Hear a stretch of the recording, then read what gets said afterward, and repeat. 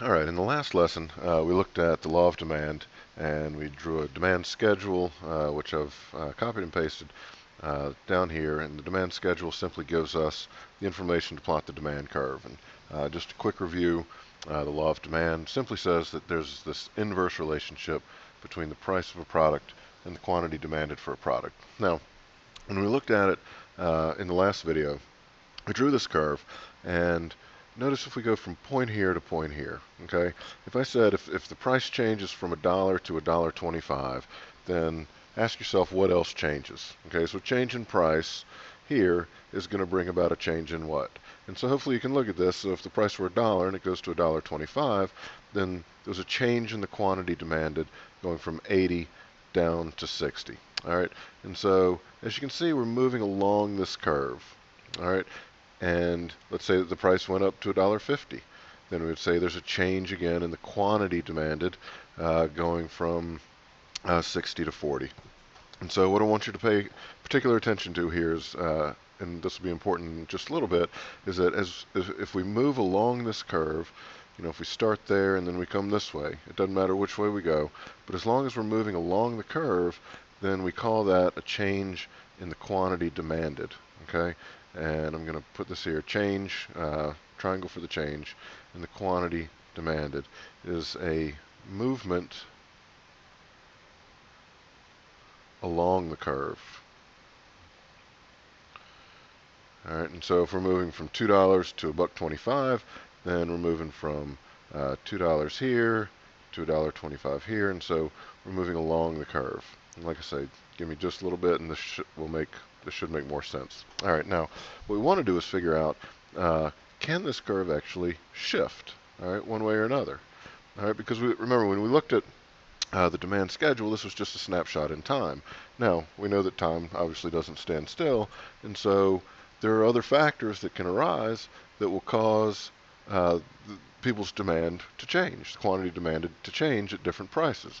All right, and this is kind of a big deal, so you need to make sure you understand what's coming up here. So when we talk about a shift of the curve, all right, I want you to think about what would cause people to want to buy more than 100 at 75 cents. Is there anything that could happen in the world that would cause people to want to buy more moon pies at 75 cents?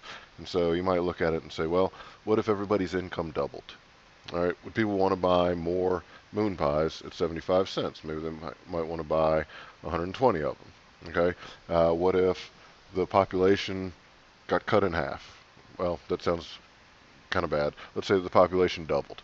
All right, the quantity that people would demand of moon pies would go up at any of these prices. All right, so at $1 instead of 80, it might even go up to like 300, depending on on what the population looked like, how much income. So there are a bunch of different factors that can cause these numbers to change. Okay, so the prices would stay the same, but the numbers could change. And so what these are called are the determinants of demand. All right, these are the things that cause the demand curve to shift right or left. All right, so there's several of them. Some books have 5, some books have 6, some books have 4. So we're going to rattle off 5 of them, and I just want you to think about, what would these things do? What impact would these have on?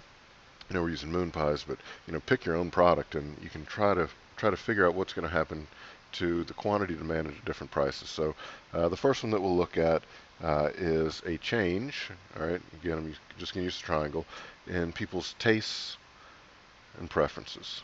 All right, can you think of anything that would cause people to change their taste or preference for moon pies? All right, and let's say that there was some government study, and they did some research on the health benefits of moon pies. And let's say that they found that moon pies prevented diabetes. Okay, that would be a wonderful thing. Stuff like that never benefits, makes your health better. But anyway, let's live in the fantasy world for a little while. So let's say that the government comes out and says, you know what, moon pies helps prevent diabetes. And so what's going to happen down here to the quantity demanded at 75 cents? It's not going to stay 100. It's going to go up. Okay, and there's a lot of different products like this.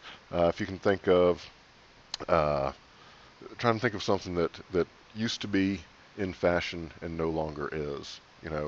Any type of clothing that you might have worn that if you saw somebody walking around with it today, you'd be like, oh my lord, they need to catch up. And so that would be a change in people's taste and preference. All right, so the second one, we'll say a change in the population. All right, again, what if our population doubled? What's going to happen to this quantity demanded column down here if the population doubled? What if everybody left and there was, 20 people left in your state? Then obviously this quantity demanded would change. And so any change in population is going to have an impact on this quantity demanded. All right. The third one would be a change in income. All right. So if I said everybody's money doubled, would you buy more? All right. And you may not buy moon pies, but if your money doubled, you'd buy more of something. All right. Now, what we have to be careful of is that there are two different types of goods that we want to look at. One of them is called a normal good. And a normal good simply is if your income goes up, you're going to buy more of it. All right, and most products are normal goods. If you think of shirts, a shirt would be a normal good.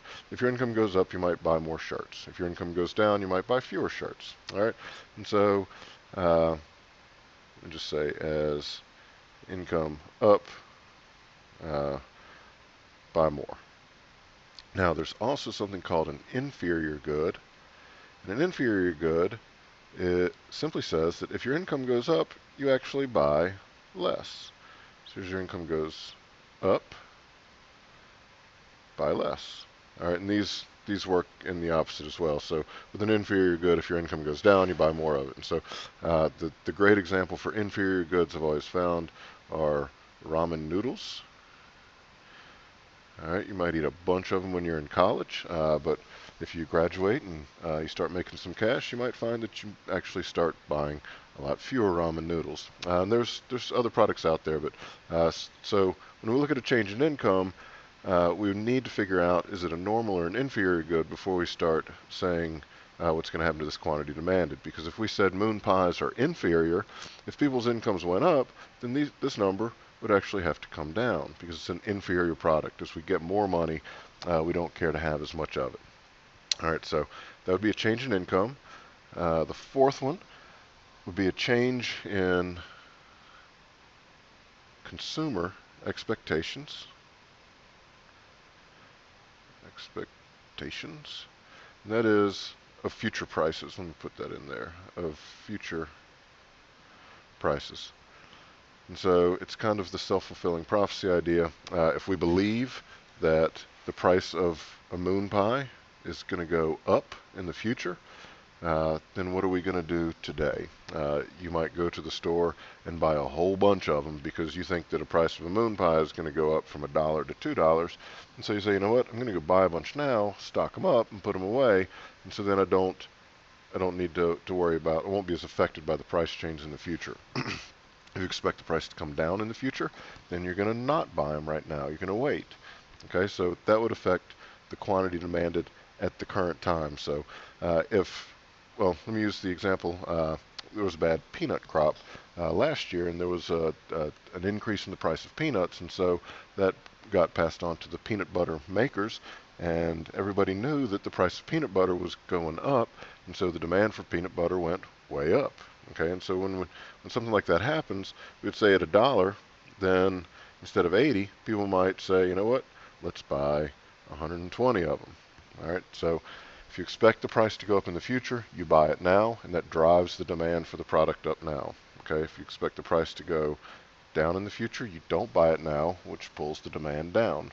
And the last one we'll talk about is change in the price of related goods. All right, so related goods, there's two different types. One is a substitute, and we all know what that is. a substitute product. So if you can think of a substitute for a moon pie. So if you're going into the grocery store and the moon pie box was empty, what else would you buy? All right, and so that would be a substitute. So let's say it's a Snickers. So here's the question. If the price of a Snickers goes up, if the price of a Snickers goes up, then what's going to happen to the demand for moon pies? All right, if the product that you would buy goes up, are you going to want more or less of the other product? And so if the price of a Snickers goes up, will they sell more or fewer moon pies? That's the question. And so hopefully you'd look at it and say, well, if the alternative is price is higher, then I'm going to stick with the moon pie. I'm going to buy more of the moon pie. Another good substitute example is chicken and beef. You know, if you go into the store and the price of chicken is up, what's going to happen to the demand for beef? The demand for beef is going to go up because it's now cheaper. All right. The other type of related good is called a complementary good or complement. All right. If I give you some cereal, what's the one thing that you're also going to want? And that would probably be milk. If you make a peanut butter sandwich, what else might you want? And that would be jelly. All right. And so a lot of times there's goods that go together. All right. And those are called complements. And so if the price of one of those goes up, so let's say that the price of peanut butter, as it did, goes way up. Who else is worried about the price of that peanut butter going up besides just you and me, the consumer of peanut butter? The people who make the jelly are going to be really worried about the price of peanut butter going up because now the product that theirs goes with a lot, okay, not solely because you can have jelly on just toast, but the complement to the jelly, the price of it's going way up, and so if the price of a complement goes up, and the demand for the other product is going to go down. So if the price of peanut butter goes up, the demand for jelly is going to go down. We're going to want to buy fewer of them. Okay, and so these are the 5 determinants of demand. All right, now a sixth one that I might throw in just says a change in demographics. And so if you look at different cities, look at the demographics of, who lives there, what type of people. In Florida, in parts of Florida, there's a more elderly population, so the demand for health services would obviously be higher than in a city with a very young population. Okay, and so that's what a change in the demographics means. So if you look at all these 6, these are the determinants of demand. If any one of these changes, then this whole curve is going to shift. All right, these are things that you need to put to memory, be able to write them down. This is going to be integral for you to understanding these supply and demand graphs. So let's work out one of them and kind of see what happens for the whole thing. So let's stick with the moon pies, and let's pretend that, let's change one of the determinants. All right, so let's say that people's income goes up and that moon pies are normal good. Okay, and remember, what does that mean? If it's a normal good and your income goes up, then you're going to buy more of it. All right, and so let's say that everybody's income doubles. And so instead of at 75 cents, instead of people wanting 100, now they want 120. And at $1, instead of 80, they'd be willing to buy 100 of them. And then instead of at $1.25, they'd like to buy 80. And then let's do 60 and 40 and 20. Okay, so now everybody's income has doubled, and what we want to do is now kind of ignore this, blot that out for just a minute, and now here's our new price and quantity demand, and we just want to plot those out again. So it's 75 cents. Let me get another color. It's 75 cents. It's it's 120. At $1, it's 100. At $2, at $1.25, it is 80. At $1.50, it's 60. At $1.75, it is 40. Somewhere thereabouts. And at $2, it's 20. And so then remember, all we do is connect these dots. And so this is our new demand curve I should have drawn. Okay, this was our original, D1.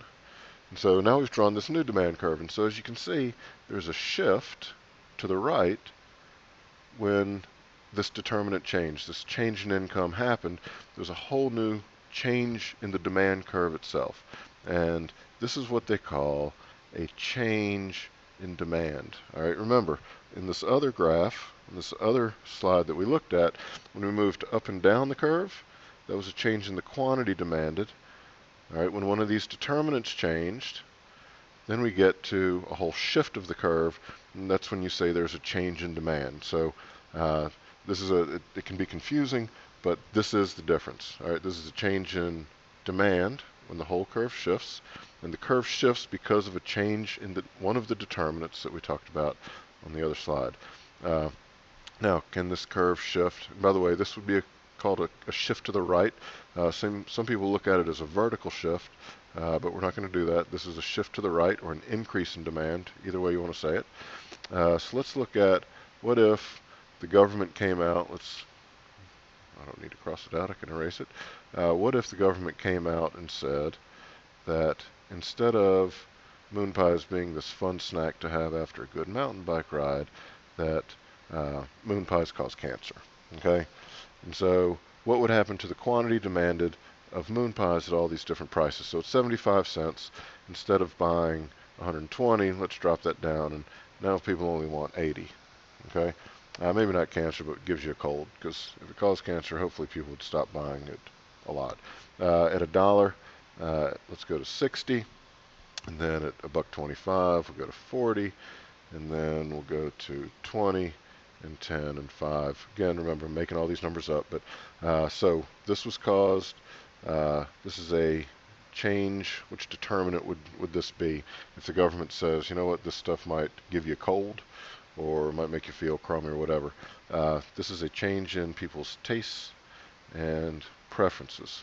All right, and so at 75 cents, people are willing to buy less. All right, and so now we can cross that one out for a little bit. Now we have the price. Here's the price, and now here's our new quantity demanded. So let's use a different color here. So it's 75 cents. People want 80 of them. All right. So it goes there. At $1, so I'm looking here, people want 60 of them, so $1.60. At $1.25, they want 40. At $1.50, they want 20. At $1.75, they want 10. And then at $2, they want 5. All right, and so this would be our third demand curve. We'll label that D3. And so you can see there's a shift to the left. Okay, it's not a downward shift, it's a shift to the left. And this is what they call a decrease in demand. All right, so this is an increase in demand. D2 shows an increase in demand. D3 shows a decrease in demand. All right, and just one last refresher, this shows a decrease or an increase in the quantity demanded. If we start there and go to there, that is an increase in the quantity demanded. And if we go the other way, it's a decrease. So let me review that concept again, because we're going to see that a couple times.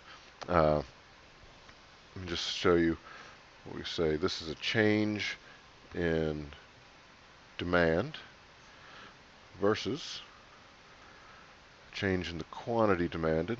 So I'm going to just draw a couple of real quick demand curves. Set. Not very pretty graphs, but it'll do. All right, so if we have a change in demand, it's caused by what? Think about it for just a second. What causes a change in demand? When I say change in demand, are we talking about a movement along the curve or a movement of the curve itself? Okay, so a change in demand is a movement of the whole curve itself, and it is caused by, I can erase this, a change in any demand determinant. So change in income, change in population, change in tastes and preferences, related goods, future expectation of prices. If any of those things change, then what's going to happen here? Okay, this curve can shift to the right. Again, that looks up, but call it to the right, or it can shift to the left. And again, it's caused by a change in one of the determinants. So change in the quantity demanded is simply, remember, a movement along the curve, like so. So this is change in the quantity demanded is caused by a change in the price. So if the price goes up or down, then we're going to have a movement along the demand curve. Now, this is where some people find it confusing, because if it's a change in price, well, here's how I like to explain it. In the next couple of videos, we're going to look at the supply curve. All right, and when we reach a price on the supply, well, when we reach a price, I'm going to foreshadow for a moment. Here's what the supply curve looks like, and that's the equilibrium price. Okay, and so the supply curve can shift as well. It can go that way, or it can go that way, and that causes a change in the movement along this demand curve.